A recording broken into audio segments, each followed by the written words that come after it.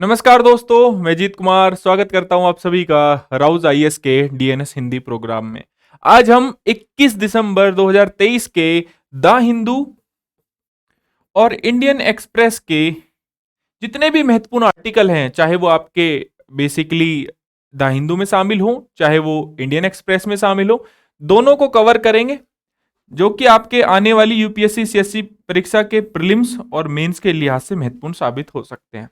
चलिए देखते हैं कौन कौन से ऐसे आर्टिकल्स हैं जो आज हमें डिस्कस करने हैं। तो बेसिकली 3 आर्टिकल्स ऐसे हैं जो आज हमें डिस्कस करने हैं, जिसमें से पहला आर्टिकल आपको द हिंदू के पेज नंबर 17 पर देखने को मिल जाएगा, जो है डिसइन्फ्लेशन या फिर विस्फीति से रिलेटेड, इन्फ्लेशन डिफ्लेशन से रिलेटेड। ठीक है। दूसरा है ग्रीन वॉशिंग, जो कि आपको इंडियन एक्सप्रेस के पेज 16 पर देखने को मिल जाएगा। सो ग्रीन वॉशिंग होती क्या है, काम कैसे करती है, क्या कंटेक्स्ट है, ये सारी की सारी चीजें देखेंगे। थर्ड है ज्वालामुखी। तो आप सभी को आई होप पता होगा कि आइसलैंड में क्या हुआ है, बेसिकली एक ज्वालामुखी आपका इरप्ट हो गया है। ठीक है, तो उसके बारे में जानेंगे, जो कि आपको द हिंदू के साइंस पेज पर देखने को मिल जाएगा।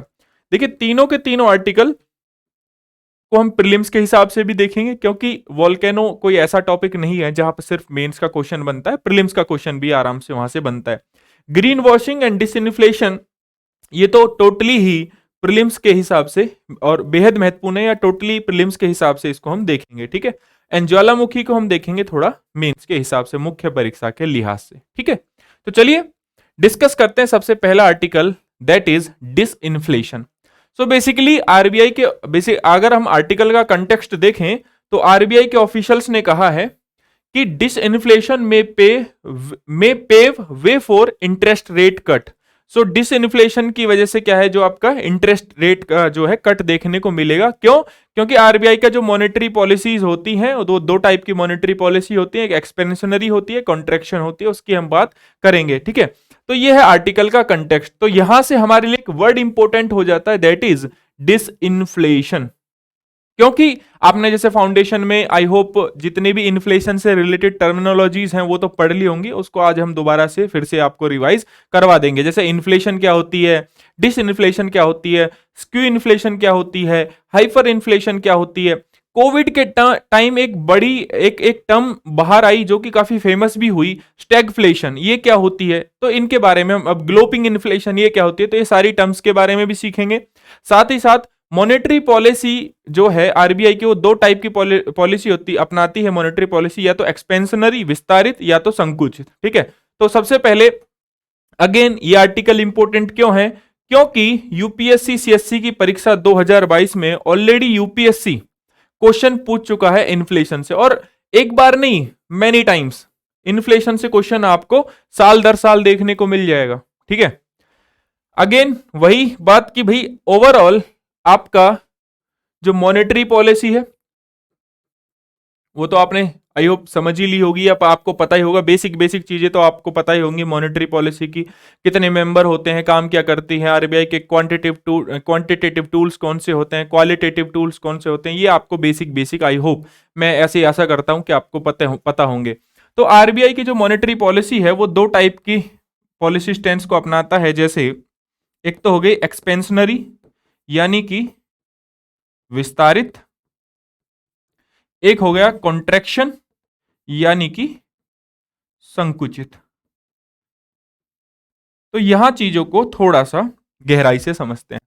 देखिए जब भी मार्केट में डिसइन्फ्लेशन होगा, जब भी मार्केट में डिसइन्फ्लेशन होगा, विस्फीति होगी या फिर डिसइन्फ्लेशन होगा, तो देखिए यहां पर आपको मैं, जितने भी हिंदी से लोग तैयारी कर रहे हैं, जो भी डीएनएस हिंदी प्रोग्राम को देखते हैं, मैं उनसे ये उम्मीद भी रखता हूं कि जितनी भी छोटी छोटी टर्मिनोलॉजीज हैं स्पेशली इकोनॉमिक्स की, तो इकोनॉमी की, तो आपको ना वो हमेशा इंग्लिश में भी आनी चाहिए। ठीक है, तो अगर हम बात करें विस्फीति की या डिसइन्फ्लेशन की, तो डिसइन्फ्लेशन का मतलब ये है कि मार्केट में या कि बाजार में जो रेट ऑफ इन्फ्लेशन है, रेट ऑफ इन्फ्लेशन है, वो क्या है आपका, कम है। इसका मतलब क्या हुआ, इसका मतलब ये हुआ कि मार्केट में ओवरऑल लिक्विडिटी है ना, ओवरऑल लिक्विडिटी क्या है, कम है, पैसा क्या है, कम है। ठीक है, अब एक्सपेंशनरी या विस्तारित मॉनेटरी पॉलिसी से क्या करता है आरबीआई, आरबीआई इंजेक्ट करता है क्या? लिक्विडिटी। कहां पर? मार्केट में। अब वो कैसे कैसे कर सकता है? आरबीआई के जो क्वांटिटेटिव टूल्स होते हैं, ठीक है, जैसे रेपो रेट हो गया, रिवर्स रेपो रेट हो गया, ये बहुत सारे आरबीआई के क्वांटिटेटिव टूल्स होते हैं, जैसे सीआरआर हो गया, एसएलआर हो गया। इनके जो पॉलिसी रेट्स हैं, इनके जो पॉलिसी रेट्स हैं या इंटरेस्ट रेट्स हैं, उनको क्या कर देता है? कम कर देता है। और ओवरऑल इकोनॉमिक ग्रोथ में ये क्या करते हैं? सहयोग करते हैं। देन अगेन क्या होता है कि जब सारे के सारे इंटरेस्ट रेट कम हो जाते हैं तो लोग क्या करते हैं? लोग ज्यादा से ज्यादा लोन लेते हैं, ज्यादा से ज्यादा पैसा उठाते हैं मार्केट से, ठीक है। एंड ओवरऑल क्या होता है? इंटरेस्ट रेट कम होने से, ठीक है। एक्सपेंशनरी मॉनेटरी पॉलिसी का मतलब यही है कि इंटरेस्ट रेट को कम कर देना। और कब होता है ऐसा? डिसइन्फ्लेशन के टाइम भी होता है, मंदी के टाइम भी ऐसा देखने को हमें मिलता है, ठीक है। तो ज्यादा से ज्यादा पैसा उठाते हैं, बैंक भी ज्यादा से ज्यादा पैसा लेता है आरबीआई से, क्योंकि लोग यहां पर डिमांड कर रहे होते हैं। तो ये होती है expansionary monetary policy. And again इसमें आरबीआई क्या करता है? आरबीआई कोशिश करता है कि भाई ज्यादा से ज्यादा लिक्विडिटी को मार्केट में या पैसे को मार्केट में लेके आया जाए, ठीक है, ताकि अर्थव्यवस्था फिर से मतलब नॉर्मल स्टेज में मतलब नॉर्मली ग्रो करे, ठीक है। वैसे आपको पता होगा कि मॉनेटरी पॉलिसी जो कमेटी है उसका इन्फ्लेशन का जो टारगेट है वो 4 + -2 है, यानी कि 2 से 6% के बीच मॉनेटरी पॉलिसी को क्या करना है, या मॉनेटरी पॉलिसी या इन्फ्लेशन को इसके बीच में रखना है। तो आइडियली क्या मानी जाती है? 4 मानी जाती है वैसे, ठीक है। एक होता है कॉन्ट्रैक्शन यानी कि संकुचित जो पॉलिसी होती है, इसमें क्या होता है? संकुचित नीति में क्या होता है कि मार्केट में बहुत ज्यादा मात्रा में इन्फ्लेशन होती है। इन्फ्लेशन होती है तो इन्फ्लेशन ज्यादा होने का मतलब यही है ओवरऑल कि लिक्विडिटी बहुत ज्यादा है मार्केट में, पैसा बहुत ज्यादा है मार्केट में, ठीक है। अब इस लिक्विडिटी को मार्केट में कंट्रोल करना है। देन अगेन किस लिए होती है? मार्केट में लिक्विडिटी कंट्रोल करने के लिए होती है। किस लिए होती है कॉन्ट्रैक्शन मॉनेटरी पॉलिसी आरबीआई की? ताकि मार्केट में हम क्या कंट्रोल कर सके? लिक्विडिटी को कंट्रोल कर सके, ठीक है। आई होप यहां तक समझ में आया होगा। अब ये क्या करते हैं? अगेन जो भी इनके टूल्स हैं, टूल्स में जैसे जो क्वांटिटेटिव टूल्स हैं स्पेशली, है ना, मात्रात्मक जो आपके टूल्स हैं, इनमें क्या करते हैं? पॉलिसी रेट्स को ये क्या कर देते हैं? इंक्रीज कर देते हैं, ठीक है। लाइक रेपो रेट आपका बढ़ा दिया, ठीक है, लाइक आपका रेपो रेट बढ़ा दिया, लाइक सीआरआर बढ़ा दिया, एसएलआर बढ़ा दिया, ठीक है। तो ये सारे, और क्या करा? ओपन मार्केट ऑपरेशन के थ्रू जो गवर्नमेंट सिक्योरिटीज है उनको मार्केट में बहुत ज्यादा बेच दिया, तो लिक्विडिटी को मार्केट से क्या कर लिया? सक कर लिया। तो इससे क्या होगा कि मार्केट में लिक्विडिटी कंट्रोल होगी, और इससे क्या करते हैं? इन्फ्लेशन को कंट्रोल करते हैं। तो ये जो है मॉनेटरी पॉलिसी के स्टैंस है जो कि आरबीआई अपनाता है इन्फ्लेशन और डिफ्लेशन के समय या फिर मंदी के समय, ठीक है। आई होप यहां तक क्लियर होगा। अब चलिए समझते हैं कुछ टर्मिनोलॉजीज, कुछ ऐसी टर्म्स जिनको के बारे में आपको पता होना चाहिए। जैसे मुद्रास्फीति की हम बात करें, मुद्रास्फीति को कहते हैं इंग्लिश में इन्फ्लेशन, ठीक है। तो इन्फ्लेशन होती क्या है?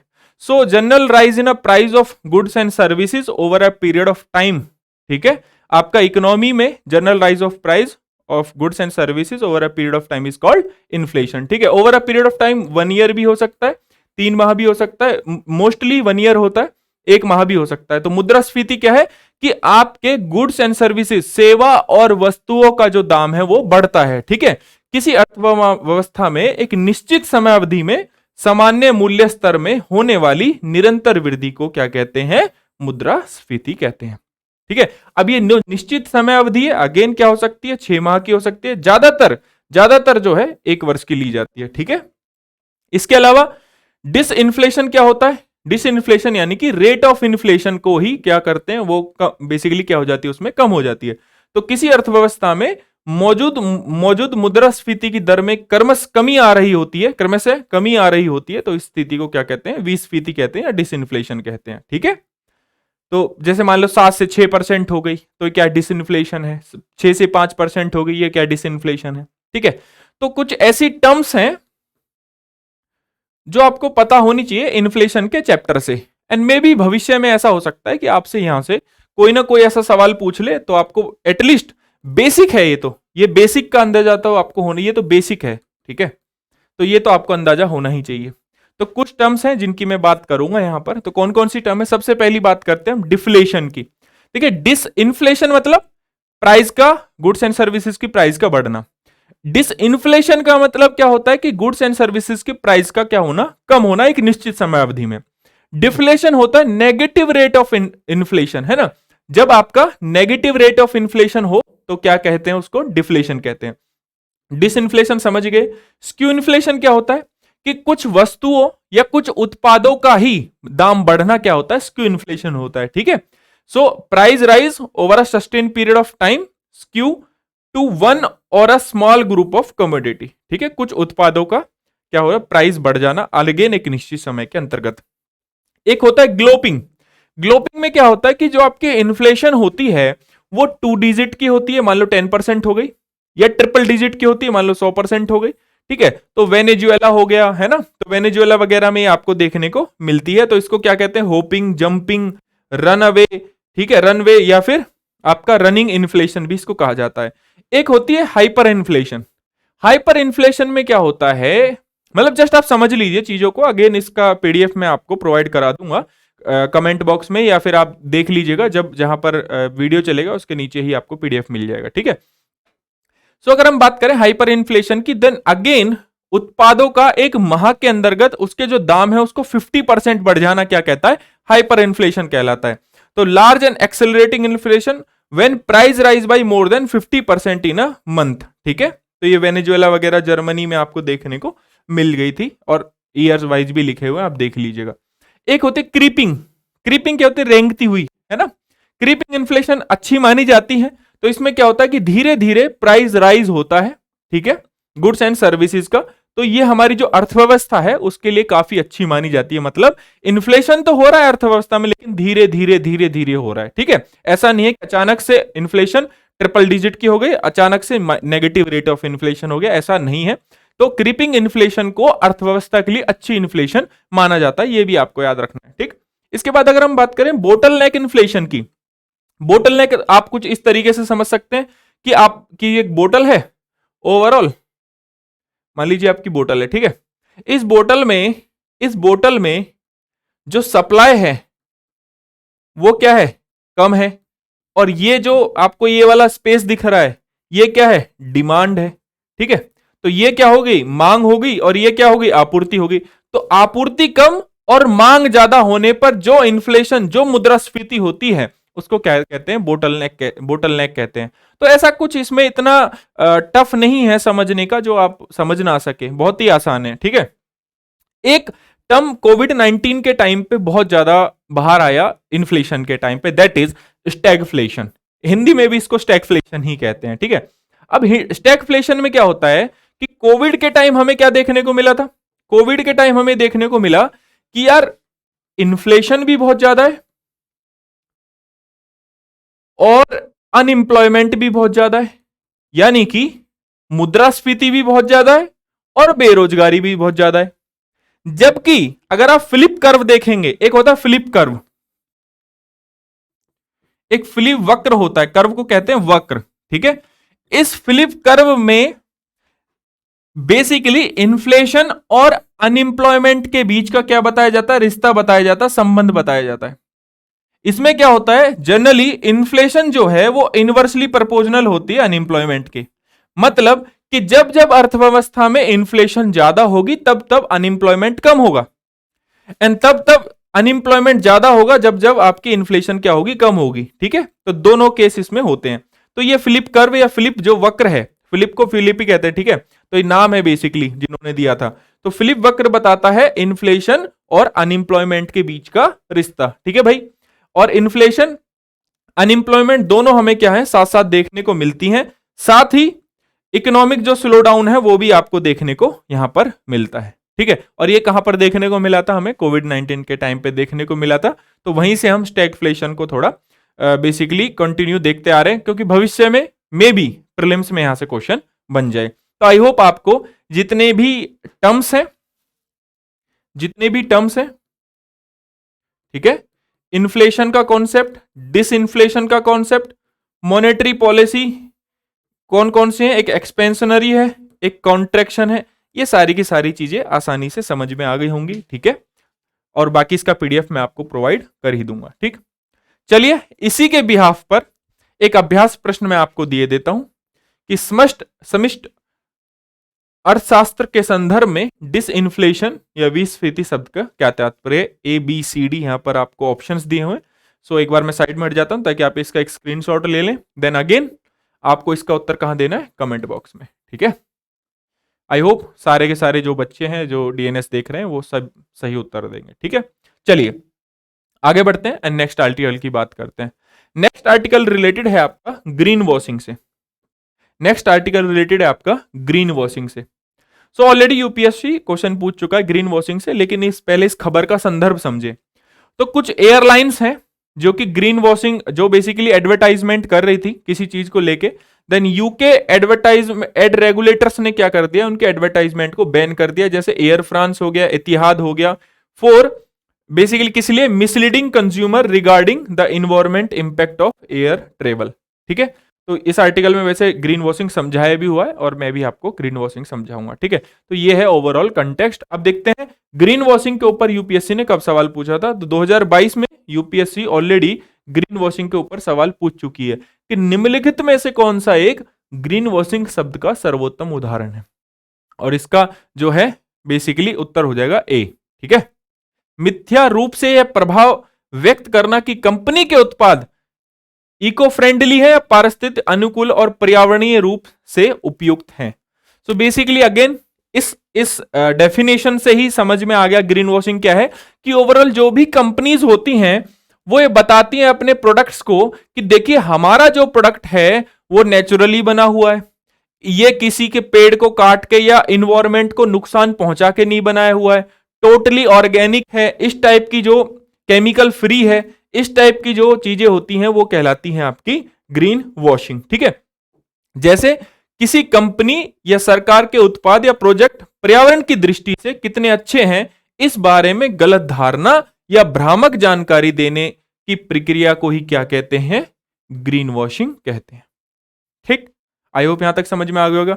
तो ग्रीन वॉशिंग में उपभोक्ताओं को यह विश्वास दिलाने के लिए एक निराधार दावा किया जाता है कि किसी कंपनी के उत्पाद पर्यावरण के अनुकूल है या वास्तव में जितने वे पर्यावरण का नुकसान करते हैं उससे कहीं अधिक वो सकारात्मक पर्यावरण प्रभाव डालते हैं, ठीक है। तो ये सारी की सारी चीजें इसमें होती है कि देखो ज्यादा नेचुरल है, अधिक पौष्टिक है, रसायन मुक्त है, केमिकल फ्री है, तो ये सारी की सारी चीजें ग्रीन वॉशिंग में आती हैं। और ये बेसिकली उनका जो पैकेट होता है उस पर भी लिखा हुआ होता है, ठीक है। तो मात्र एयर ट्रेवल कंपनियां नहीं, जो प्रोडक्ट आपको देखने को मिलते हैं, खाने का कोई प्रोडक्ट हो गया वहां ग्रीन वॉशिंग हो सकती है। कोई आपका बेसिकली जो सौंदर्य प्रसाधन जैसे क्रीम वगैरह आप जो लगाते हैं तो मे बी ग्रीन वॉशिंग वहां पर भी हो सकती है, ठीक है। तो कहते हैं ना कि देखो पूरी तरीके से हर्बल है लेकिन होता नहीं है, ठीक है।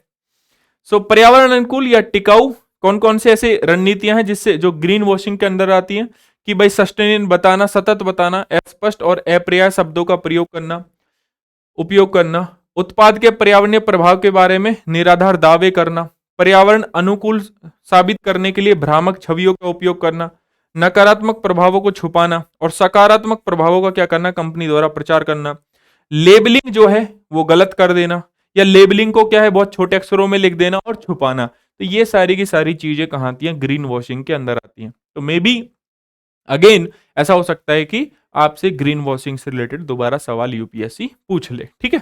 तो इसी आधार पर एक अभ्यास प्रश्न मैं आपको दिया देता हूं कि इनमें से कौन सी रणनीतियां हैं, एक 4 पॉइंट्स आपको दिए हुए। आप मुझे बताइए कि इनमें से ऐसी कौन सी रणनीतियां हैं कंपनी द्वारा जो चलाई जाती हैं जो कि ग्रीन वॉशिंग के लिए उपयोग में ली जा सकती हैं, ठीक है।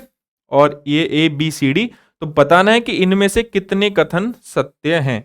सो 1 2 3 4 आप देखिए एक बार, मैं आप इसका स्क्रीनशॉट भी ले सकते हैं, मैं साइड में हो जाता हूं। एंड देन उसके बाद अगेन कमेंट बॉक्स में आप लोग इसका मुझे उत्तर बताएंगे कि इसका आंसर ये है, ठीक है। आई होप ग्रीन जो वॉशिंग है उसका कॉन्सेप्ट आपको अच्छे से समझ में आ गया होगा। चलिए थर्ड आर्टिकल की हम बात करते हैं। थर्ड आर्टिकल जो हमें डिस्कस करना है, तो इसका पहले कंटेक्स्ट बता देता हूं। कंटेक्स्ट ये है, ऑलरेडी आप इमेज देख के समझ गए होंगे, काफी समझदार हैं आप सभी, ठीक है। सो आइसलैंड में काफी टाइम अर्थक्वेक आने के बाद ओवरऑल आपका क्या हुआ है, वॉल्केनो इरप्ट हुआ है। कहां पर वॉल्केनो इरप्ट हुआ है? एक प्रायद्वीप है, रेकजेंस प्रायद्वीप है ना, रेकजेंस पेनिनसुला के ग्रिंडाविक टाउन में। ठीक है, तो ग्रिंडाविक देखिए यहां पर है। ठीक है, अगर गूगल मैप में आप देखोगे तो ग्रिंडाविक यहां पर है। तो ये आपके कहां पर है? ग्रिंडाविक जो टाउन है ये आपका है रेकजेंस प्रायद्वीप में। तो वहां पर क्या हुआ है? बेसिकली आपका वॉल्केनो इरप्ट हुआ है हाल ही में। तो देखिए, आइसलैंड में वॉल्केनो इरप्ट होना कोई बड़ी बात थोड़ी है। ठीक है, तो वॉल्केनो इरप्ट पूरे वर्ल्ड में कहीं ना कहीं होते रहते हैं। इसके ऊपर ऑलरेडी यूपीएससी ने सवाल पूछा हुआ है 2021 में कि 2021 में घटित ज्वालामुखी विस्फोटों की वैश्विक घटनाओं का उल्लेख करते हो, मतलब विश्व में जितने भी वॉल्केनोज हुए उस वक्त जो उस ईयर जो विस्फोट हुए थे उनके बारे में बताना था। एंड देन उसके बाद इसके क्षेत्रीय पर्यावरण पर उनके द्वारा पड़ने वाले प्रभावों के बारे में भी हमें चर्चा करनी थी। ये क्वेश्चन पूछा हुआ था GS1 से, और आप इस आर्टिकल को GS1 के ज्योग्राफी वाले सेक्शन से क्या कर सकते हैं? रिलेट कर सकते हैं। ठीक है, सो अगेन मैं बात करूंगा आइसलैंड की। तो आइसलैंड पर बेसिकली ज्वालामुखी फटना कोई इतनी बड़ी घटना नहीं है। ठीक है, आइसलैंड पर ज्वालामुखी फटना कोई इतनी बड़ी घटना नहीं है। क्यों? क्योंकि आइसलैंड जो है वो आता है ओवरऑल आपका मिड अटलांटिक रिज में। अब आप कहेंगे कि सर ये रिज क्या होता है? ये रिज क्या होता है? रिज को हिंदी में कहते हैं कटक। ठीक है, और आप देख रहे होंगे कि यहां पर ये दो प्लेट्स हैं वो अलग हो रही हैं। तो रिज बनता कैसे? इसके लिए आपको प्लेट टेक्टोनिक्स आनी चाहिए, और प्लेट टेक्टोनिक्स में भी प्लेट का मूवमेंट कैसे होता है वो भी मैं आपको बताऊंगा। सबसे पहले आप ये समझिए कि जो आइसलैंड है अगर आप उसको देखेंगे तो इसके बीचों बीच से बेसिकली अटलांटिक ओशन के नॉर्थ में है आपका आइसलैंड। ठीक है, और इसके बीचों बीच से आपकी क्या जा रही है? एक रिज जा रही है ना, उसको कहते हैं मिड अटलांटिक रिज। उस रिज की वजह से ही यहां पर बेसिकली आपको वॉल्केनोज देखने को मिलते हैं। ठीक है, अक्सर यहां पर वॉल्केनोज आपको रिज की वजह से देखने को मिलेंगे। अब आप कहेंगे कि सर ये रिज होता है क्या है? तो सबसे पहले रिज को समझ लीजिए। देखिए, प्लेट टेक्टोनिक्स में आपको जब बताऊंगा तो यहां पर क्या होता है कि जब एक प्लेट दूसरी प्लेट से क्या होती है? दूर हटती है। एक प्लेट दूसरी प्लेट से क्या होती है? दूर हटती है। तो यहां पर जो मैग्मा होता है वो क्या करता है? ऊपर आने का प्रयास करता है। ऊपर आने का प्रयास करता, तो ऐसा तो है नहीं कि मैग्मा सीधा का सीधा आ जाएगा। तो यहां पर क्या होता है? बेसिकली जमता रहता है ना, अपनी जो है बेसिकली लैंडफॉर्म बनाता रहता है, जमता रहता है, एंड धीरे धीरे बाहर आता है। तो क्या बन जाता है आपका जब वो मैग्मा जो है बेसिकली बाहर आ जाता है आपका, है ना, अर्थ पर आ जाता है, क्रस्ट को तोड़कर ऊपर आ जाता है, तो हम कहते हैं देखो ज्वालामुखी फट गया, है ना। एंड धीरे धीरे समुद्र में अंदर ये क्रिया होती रहती है, आपका ज्वालामुखी बाहर आने का प्रयास करता रहता है, और इसकी वजह से दो प्लेटों के बीच में जो गैप बनता है उसी गैप को क्या कहते हैं? उसी गैप को हम रिज कहते हैं। ठीक है, बड़ा सिंपल सा है। तो सिंपल सी बात सबसे पहले ये कि वॉल्केनो है क्या, आपको समझ में आ गया कि वॉल्केनो में क्या है कि जो बेसिकली जो मैग्मा है, ठीक है, जो नीचे मैग्मा है वो क्या हुआ? क्रस्ट को तोड़कर, ठीक है, क्रस्ट को तोड़कर बेसिकली सरफेस ऑफ अर्थ पर या धरातल पर आ गया है। तो उसको क्या हम क्या कहेंगे? ज्वालामुखी का फटना या ज्वालामुखीयता कहेंगे। पूरा प्रोसेस जो है वो ज्वालामुखीयता कहलाता है। ठीक है, मतलब जो डिफरेंट डिफरेंट वेंट्स होती हैं वहां से जो है आपका मैग्मा ऊपर आ जाता है और धरातल पर आ जाता है, तो क्या कहलाता है? आपका वॉल्केनो कहलाता है। अब वॉल्केनो बनना, अर्थक्वेक आना या किसी माउंटेन का फॉर्मेशन होना, ये बिना प्लेट टेक्टोनिक्स के आपको समझ में नहीं आ सकता। ठीक है, जैसे अगर मैं बात करूं आपको प्लेट टेक्टोनिक्स की ही, तो जो प्लेट टेक्टोनिक्स है, हालांकि इस प्लेट टेक्टोनिक्स से पहले एक थ्योरी आई थी CDT, एक सी फ्लोर स्प्रेडिंग आया था। ठीक है, आई होप आपने अपने फाउंडेशन वाली बैच में आराम से CDT और सी फ्लोर स्प्रेडिंग के बारे में पढ़ लिया होगा। एंड देन सबसे विश्वसनीय थ्योरी है आपकी प्लेट विवर्तनिकी सिद्धांत। ठीक है, या प्लेट विवर्तनिकी थ्योरी। अब ये प्लेट विवर्तनिकी थ्योरी चाहे किसी बेसिकली आपके माउंटेन यानी कि पहाड़ के फॉर्मेशन के लिए, किसी रिफ्ट घाटी, है ना, रिफ्ट वैली घाटी के फॉर्मेशन के लिए, अर्थक्वेक यानी कि भूकंप आने के लिए, ठीक है, ज्वालामुखी फटने के लिए, इन सब के लिए जिम्मेदार अगर कोई चीज है तो वो है प्लेट टेक्टोनिक, यानी कि प्लेट्स का मूवमेंट। तो आपको ये भी मैं आज इसके बारे में, प्लेट टेक्टोनिक्स के बारे में भी चीजें बताऊंगा। खैर, वापस चलते हैं इस अटलांटिक रिज पर। सो अटलांटिक रिज अगर आप देखेंगे तो देखिए ये आपका है अटलांटिक ओशन, और इस अटलांटिक के बीचों बीच से एक बेसिकली क्या हो रही है, रिज जा रही है। ठीक है, अब ये रिज क्यों जा रही है, सिंपल सी बात है, एक प्लेट इधर जा रही है, एक प्लेट इधर जा रही है, जो कि आपको प्लेट टेक्टोनिक का टॉपिक जब मैं समझाऊंगा तो वहां पर आपको समझ में आ जाएगा। और ये रिज जा रही है देखिए आइसलैंड के बीचों बीच से। ठीक है, जब यहां से गुजरेगी, यहां से अगर ये गुजरेगी, अब ये ऐसा आकार की है, ठीक है, जब यहां से ये गुजरेगी तो इनमें जो है बेसिकली जो गैप होता है, जब प्लेट एक दूसरे से दूर जा रही होती हैं, बेसिकली अपसारी प्लेट जो कहते हैं इनको, देन यहां से क्या होता है, मैग्मा बाहर आता है और उसकी वजह से ज्वालामुखी फटता है। ठीक है, और इसकी वजह से भूकंप वगैरह भी आते हैं, जबकि दूसरी साइड आपका माउंटेन भी इसी वजह से बनता है। चलिए मैं बात कर दूंगा इसकी। ठीक है, अगर हम इंडियन ओशन में देखें तो ये सारी की सारी प्लेट्स हैं। तो अगर हम इंडियन ओशन में देखें तो इंडियन ओशन में आपको रिज जो देखने को मिलेगी वो है कार्ल्सबर्ग रिज। ठीक है, इंडियन ओशन में कौन सी रिज देखने को मिलेगी आपको, कार्ल्सबर्ग रिज आपको देखने को मिलेगी। चलिए सबसे पहले अब बात करते हैं कि ये प्लेट होती क्या है। इतनी देर से हम बात कर रहे हैं प्लेट टेक्टोनिक, प्लेट टेक्टोनिक, ये प्लेट विवर्तनी होती क्या है या प्लेट होती क्या है। तो प्लेट, आई होप आपने प्लेट जानने के लिए, आई होप आपने ये पढ़ा होगा कि अर्थ के इंटीरियर को बेसिकली 3 हिस्सों में बांटा गया है, क्रस्ट, मेंटल और कोर। आई होप आपने ये पढ़ लिया होगा। और इसमें भी क्रस्ट को भी अपर क्रस्ट में, लोअर क्रस्ट में, अपर मेंटल में, लोअर मेंटल में, और ये आउटर कोर और ये इनर कोर में। ठीक है, आई होप आपने ये पढ़ लिया होगा। सो जब भी हम बात करते हैं प्लेट की, प्लेट यानी कि लिथोस्फेयर की जब भी हम बात करते हैं, स्थल मंडल की हम जब भी बात करते हैं, तो क्रस्ट और अपर मेंटल को ये क्या करता है, कंसीडर करता है एक साथ, क्योंकि ये जो लोअर मेंटल है ये आपका कैसा स्टेट है, लिक्विड स्टेट, मतलब मैग्मा का जो चेंबर है वो यहीं पर है। ठीक है, सो प्लेट क्या होता है, अक्सर अगर डेफिनेशन की बात करें तो ऐसा बोला जाता है कि 100 किलोमीटर मोटे भूखंड को क्या कहा जाता है, प्लेट कहा जाता है। ठीक है, और एस्थेनोस्फेयर, लिथोस्फेयर देखो स्थलमंडल हो गया ऊपर क्रस्ट, और एस्थेनोस्फेयर हो गया मेंटल वाला पार्ट। तो लिथोस्फेयर है यानी कि जो स्थल मंडल है वो एस्थेनोस्फेयर पर क्या हो रहा है, तैर रहा है। ठीक है, तो मैग्मा में जो बेसिकली जैसे स्टीम उठती है या मैग्मा में जो पावर होती है बेसिकली, उसकी संवहनीय प्रक्रिया के कारण प्लेट एक जगह से दूसरी जगह हमेशा मूव करती रहती हैं। तो कहीं पर ये टकराती हैं, कहीं पर ये किसी एक प्लेट दूसरी प्लेट से अलग आती है, कहीं पर एक प्लेट ये दूसरी प्लेट के क्या चल रही है, समानांतर चल रही होती हैं, और यही घटनाएं जो हैं क्या कहलाती हैं, आपकी प्लेट विवर्तनी की कहलाती हैं। ठीक है, अब ये डिफरेंट डिफरेंट बड़ी प्लेट्स हैं, जैसे पैसिफिक प्लेट है, इंडियन प्लेट है, अफ्रीकन प्लेट है। ठीक है, ये वाली जो प्लेट अगर यहां से देखेंगे तो ये कौन सी प्लेट है, सोमालियन प्लेट है, ये कौन सी है, अरेबियन प्लेट है। ठीक है, ये यूरेशियन प्लेट है। ठीक, यहां पर आप देखेंगे तो ये साउथ अमेरिकन प्लेट है, ये नॉर्थ अमेरिकन प्लेट है। ठीक है, यहां पर ये देखिए कोको प्लेट है, नाजका प्लेट है। तो बहुत सारी प्लेट्स हैं जिनके टकराने से, या तो प्लेट्स के टकराने से क्या बनेगा, माउंटेन बनेगा, प्लेट्स के अलग होने से क्या बनेगा, अगेन ज्वालामुखी वगैरह फट सकते हैं। ठीक है, एंड ज्वालामुखी फट सकते हैं प्लेट के अलग होने से भी और टकराने से भी, और भूकंप आना तो इनमें कॉमन है। और रिफ्ट वैली भी बन सकती है, जैसे रेड सी क्या है, एक रिफ्ट वैली ही तो है। अगर यहां पर आप देखेंगे अफ्रीका का एक पार्ट आपका अलग होता जा रहा है धीरे धीरे, ये क्या है आपका, रिफ्ट वैली है।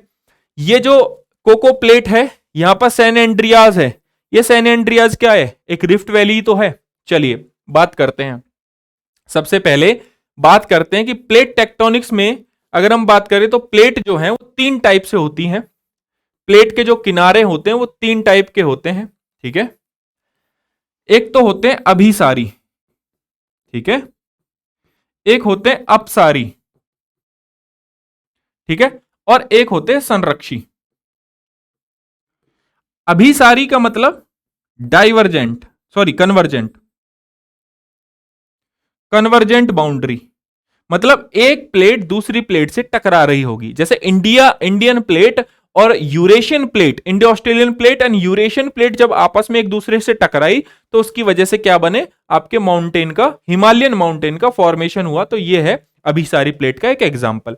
अपसारी प्लेट, जब एक प्लेट दूसरी प्लेट से क्या हो रही होती है, अलग हो रही होती है, तो इसकी वजह से यहां पर क्या बनता है, रिज भी बनता है वोल्केनो भी फटते हैं, और अपसारी किनारों के कारण ही, अपसारी प्लेट के मूवमेंट के कारण, विवर्तनी के कारण ही क्या हुआ है, आपका आइसलैंड में वोल्केनो इरप्ट हुआ है। ठीक है, अब एक होता है संरक्षी, जहां एक प्लेट दूसरे प्लेट के क्या करती है, समानांतर चलती है, जिसकी वजह से रिफ्ट रिफ्ट घाटी का क्या होता है, निर्माण होता है।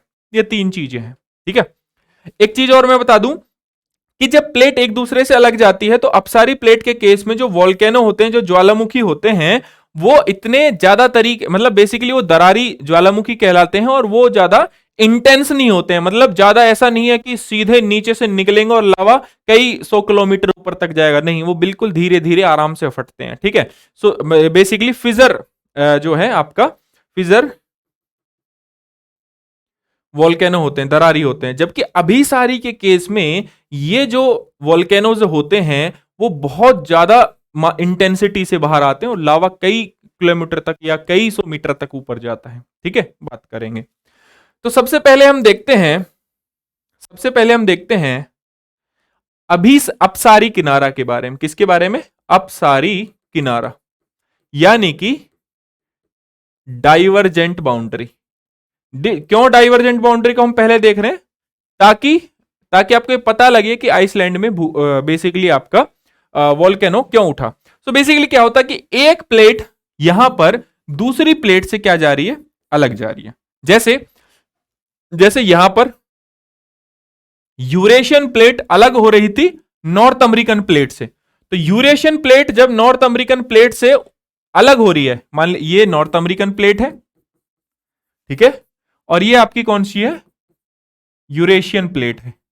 ठीक, अब ये प्लेट एक दूसरे से अलग हो रही है, तो नीचे जो मैग्मा है, नीचे आपका जो मैग्मा है, मैग्मा चेंबर है, वो क्या करेगा, धीरे धीरे धीरे धीरे धीरे धीरे ऊपर आने की कोशिश करेगा, और जहां पर आपका क्रस्ट यानी कि भू प्रॉपर्टी कमजोर होगी, वहां से क्या होगा, या तो निकलेगा, या फिर जब प्लेट एक दूसरे से अलग जाएंगी, जो रिज बनेगा, जो कटक बनेगा, उस कटक में से क्या होगा, आपका धीरे धीरे जो लावा है, मैग्मा है, वो क्या होगा, बाहर की ओर आएगा, और जब ये बाहर की ओर आएगा तो हम कहेंगे कि यहां पर क्या होगा, वोल्केनो इरप्ट हो गया।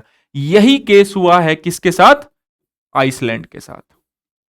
ठीक है, और इसमें जो वोल्केनो होते हैं वो कैसे होते हैं, दरारी ज्वालामुखी होते हैं, मतलब इतने ज्यादा इंटेंस नहीं होते हैं, इतने ज्यादा स्पीड से फटते नहीं है, धीरे धीरे जो है ज्वालामुखी का जो लावा है वो बाहर आता है। दूसरी प्लेट का जो किनारा है वो है आपका बेसिकली कन्वर्जेंट बाउंड्री, यानी कि अभिसारी। जब एक प्लेट दूसरी प्लेट के आगे मिलती है, मतलब एक प्लेट क्या करती है, दूसरी प्लेट के आगे मिलती है। ठीक है, अब आप कहेंगे कि अच्छा, एक प्लेट दूसरी प्लेट से आके मिल गई, इसके बाद क्या वो सामने खड़ी रहेगी, क्या एक दूसरे के नीचे चली जाएगी, या एक दूसरे से टकरा के वहीं रहेगी, फिर पीछे हट जाएगी? ऐसे बहुत सारे सवाल मन में उठ रहे होंगे ना, जिनको नहीं पता है प्लेट टेक्टोनिक्स के बारे में। अब क्या होता है कि यहां पर अगर मान लीजिए भारी प्लेट है, तो ये भारी प्लेट क्या करती है, हल्की प्लेट के नीचे क्या हो जाती है, छेपित हो जाती है। क्या हो जाती है, छेपित हो जाती है। और यहां पर जब ये छेपित होगी, ये प्लेट देखिए, यहां से ये प्लेट आई, और ये भारी प्लेट के कारण ये क्या करी, देखिए ये छेपित हो रही है, देखिए एरो बता रहा है आपको कि ये प्लेट इसके नीचे क्या होगी, छेपित हो गई। एंड देन यहां पर प्लेट क्या है, पिघलेगी, क्योंकि यहां पर बहुत ज्यादा मात्रा में तापमान है, बहुत ज्यादा प्रेशर है, बहुत ज्यादा तापमान है, और तापमान के कारण फिर यहां से जब प्लेट पिघलेगी तो मैग्मा बनेगा, और ये मैग्मा जब बाहर निकलेगा क्रस्ट को तोड़ते हुए, जो भी कमजोर क्रस्ट होगा उसको तोड़ते हुए जब बाहर निकलेगा मैग्मा, तो ये वाला मैग्मा बहुत ज्यादा इंटेंस तरीके से बाहर निकलेगा। मतलब कि ये जो ज्वालामुखी होगा, इसका जो बेसिकली लावा या मैग्मा जो भी होगा, ये क्या करेगा, कई सौ मीटर तक ऊपर जाएगा। ठीक है, तो एक प्लेट दूसरी प्लेट के नीचे धस जाती है। अब यहां क्या होता है, अब एक प्लेट दूसरी प्लेट के नीचे धस रही है, तो इसका मतलब इसकी वजह से आपका क्या बनता है, माउंटेन का फॉर्मेशन भी होता है। जैसे अगर मैं बात करूं, हिमालयन जो माउंटेन्स हैं वो कैसे बने, तो हिमालयन माउंटेन्स बने बेसिकली आपके इंडिया की प्लेट से एंड यूरेशियन प्लेट से। ये जो प्लेट आपको दिख रही है ना, ये है यूरेशियन प्लेट, ठीक है, और ये जो प्लेट है जो टकरा रही है, ये आपकी है इंडियन प्लेट। ये इंडियन प्लेट यूरेशियन प्लेट से कई लाखों वर्षों के बाद ऐसा हुआ है, जब ये प्लेट एक दूसरे से टकराई तो इस सागर में बेसिकली टेथिस सागर में जो भी मलबा था उसमें संकुचन हुआ, और इसी संकुचन के कारण यहां पर क्या बना आपका हिमालय माउंटेन, हिमालय पर्वत जो है आप जो आज देखते हैं वो इस टाइप से आपके बने थे। ठीक है, तो ये सब क्यों होता है? अभी सारी प्लेट के कारण। इसके अलावा एक प्लेट होता है जिसको कहते हैं हम ट्रांसफॉर्म बाउंड्री, यानी कि संरक्षी किनारा, संरक्षी किनारा कहते हैं इसको। ठीक है, संरक्षी किनारे में क्या होता है कि एक प्लेट दूसरी प्लेट के क्या चलती है? पैरेलली चलती है। ठीक है, और इसकी वजह से देखिए यहां पर एक प्लेट दूसरी प्लेट के अगर पैरेलली चलेगी तो इसकी वजह से क्या होता है? ओवरऑल आपका रिफ्ट वैली का निर्माण होता है ना? रिफ्ट वैली का निर्माण होता है, रिफ्ट घाटी का निर्माण कैसे होता है? Yes, 1 second.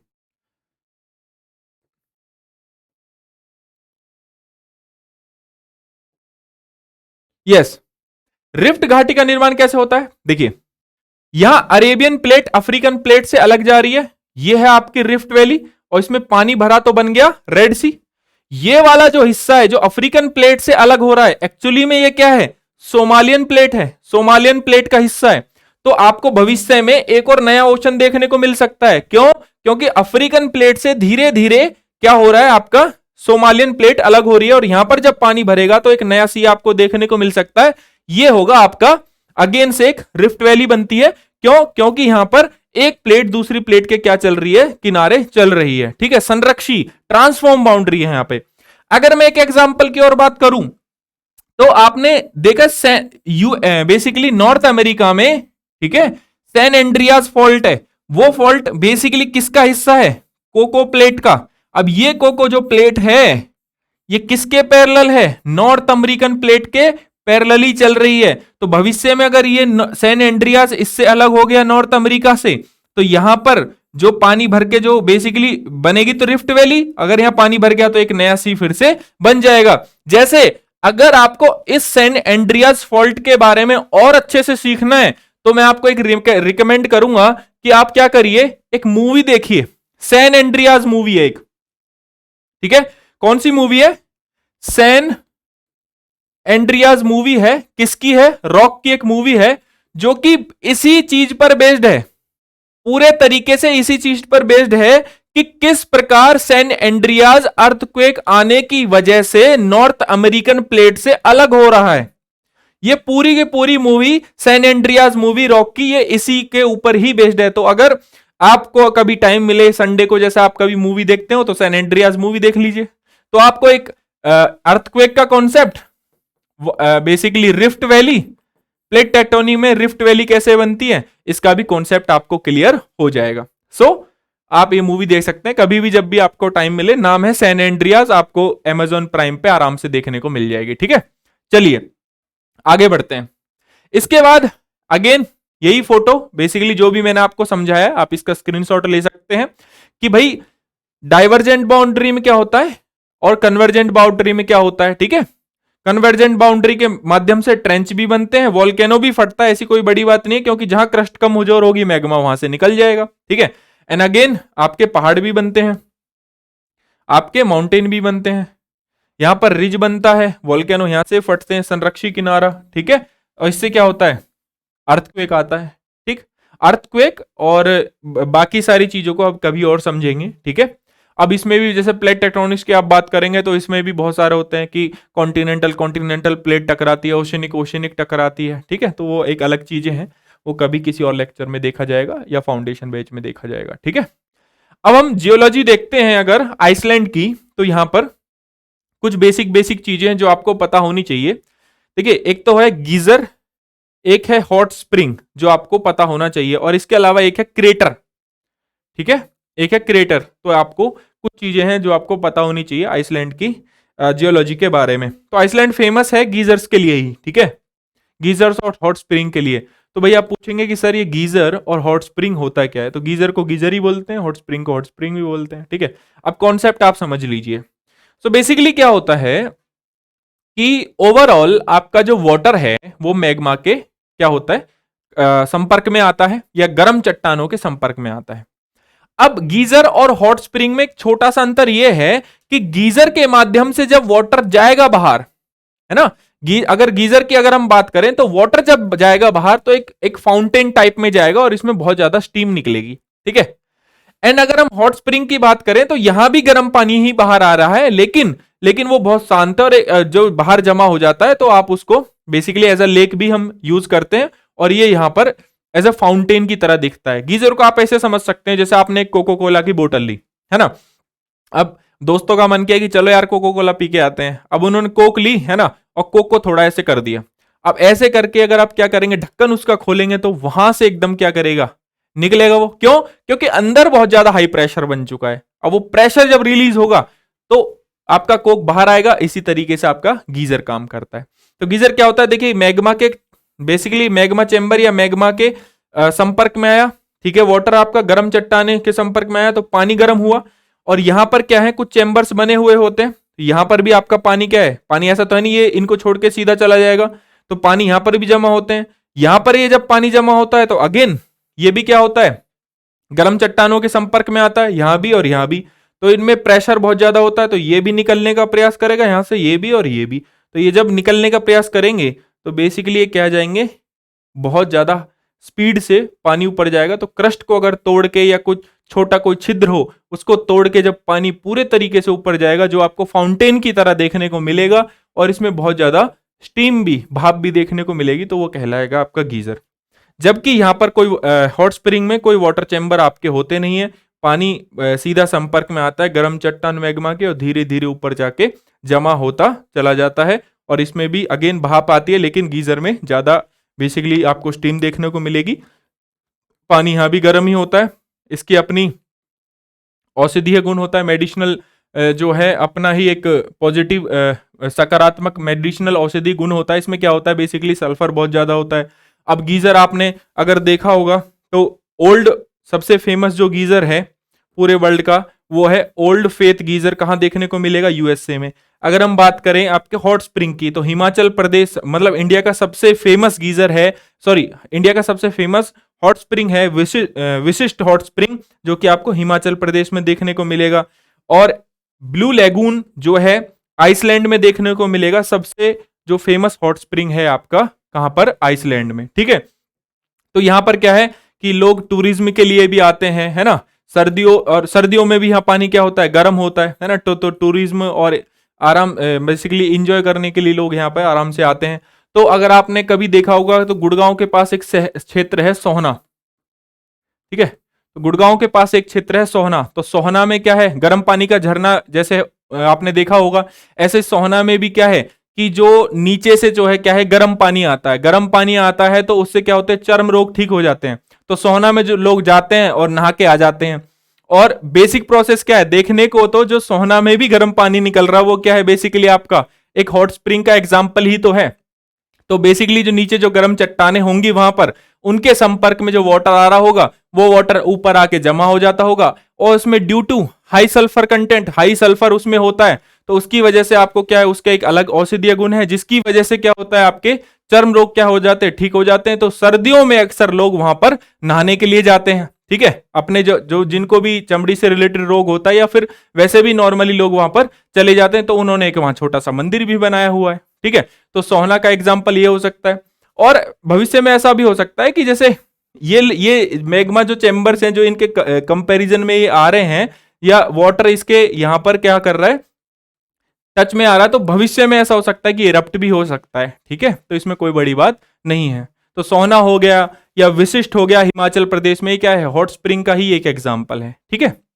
इसके अलावा अगर हम बात करें ज्वालामुखी के क्रेटर की, तो इसमें क्या होता है कि जब ज्वालामुखी क्रस्ट को तोड़ते हुए ऊपर आता है और ज्वालामुखी जब ऊपर आता है और यहां पर धीरे धीरे क्या होता है, जमा होता चला जाता है, तो यहां पर एक क्या बन जाता है, गड्ढा बन जाता है, क्या बन जाता है, गड्ढा बन जाता है जहां पर ज्वालामुखी जमा होता है, ठीक है। अब इसी गड्ढे को क्या कहते हैं, हम क्रेटर कहते हैं। अब जब ज्वालामुखी सुसुप्त हो जाता है या इरप्ट होना बंद हो जाता है, लावा उसमें से कई सालों से, कई 500 सालों से या 200 सालों से, 100 सालों से उसमें से नहीं निकला होता है, देन वर्षा जब भी होती है तो इस क्रेटर में जब भी पानी भर जाता है तो ये बन जाती है आपकी क्रेटर झील। क्या बन जाती है? क्रेटर झील। सो आई होप आइसलैंड में वॉल्केनो क्यों फटा ये आपको समझ में आ गया। प्लेट टेक्टोनिक के 3 डाइवर्जेंट जो बाउंड्रीज हैं, कन्वर्जेंट, डाइवर्जेंट, है ना, 3 जो प्लेट बाउंड्रीज हैं, या डाइवर्जेंट हो गया, कन्वर्जेंट हो गया, एक संरक्षी किनारा यानी कि ट्रांसफॉर्म बाउंड्री, ये तीनों आपको समझ में आ गए। साथ ही में हॉट स्प्रिंग क्या होते हैं, साथ ही में आपका गीजर्स क्या होते हैं, साथ ही में आपका क्रेटर क्या होते हैं। आई होप ये आपको समझ में आ गया होगा। ठीक है। अगर आप राउज आईएएस को डीएनएस की हिंदी की पहल अगर आपको अच्छी लग रही है दोस्तों, तो हमारे चैनल को लाइक कीजिए, शेयर कीजिए, सब्सक्राइब कीजिए। और राउज आईएएस के डीएनएस हिंदी प्रोग्राम में आज के लिए इतना ही। मिलते हैं नेक्स्ट लेक्चर में। Thank you so much.